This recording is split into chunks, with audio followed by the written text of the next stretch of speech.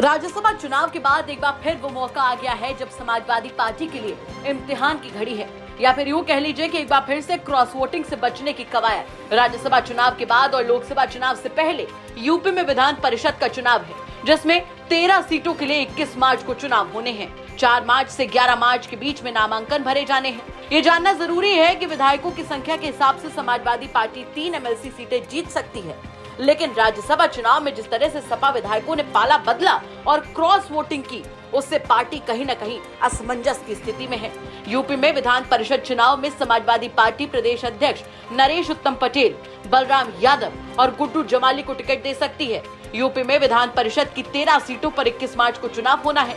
इन 13 सीटों में 10 सीटें बीजेपी को तो वहीं 3 सीटें सपा को मिलनी तय मानी जा रही हैं। हालांकि राज्यसभा चुनाव में बीजेपी ने सपा को 3 सीटों पर झटका दिया था।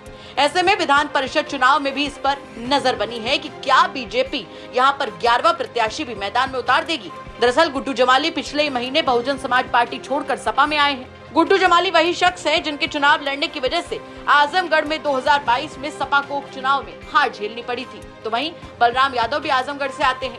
वो मुलायम सिंह यादव और अखिलेश यादव की सरकार में मंत्री भी रह चुके हैं और उनके बेटे संग्राम यादव भी विधायक हैं। आंकड़ों के मुताबिक विधायकों की संख्या बल के मुताबिक बीजेपी 10 एमएलसी सीटें और सपा 3 सीटें जीत सकती है। यूपी में जिन 13 एमएलसी का कार्यकाल पूरा हो रहा है, उसमें 10 सदस्य बीजेपी, 1 अनुप्रिया पटेल का अपना दल, 1 सपा और 1 बीएसपी के सदस्य हैं। विधान परिषद के चुनाव में विधानसभा के सदस्य वोट देते हैं। विधान परिषद की 13 सीटों पर हो रहे चुनाव में 1 सीट के लिए 29 विधायकों का वोट चाहिए। इस लिहाज से बीजेपी 10 और सपा 3 सीटें जीत सकती है। लोकसभा चुनाव के मद्देनजर बीजेपी अपने सहयोगी दलों को साधे रखने के लिए 1-1 सीट अपना दल और आरएलडी को दे सकती है।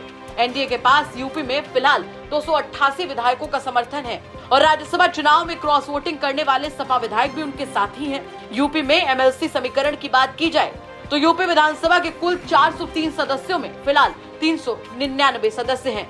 राज्यसभा की तरह एमएलसी चुनाव का फॉर्मूला भी वही होता है। एक एमएलसी सीट के लिए 29 वोट चाहिए होते हैं।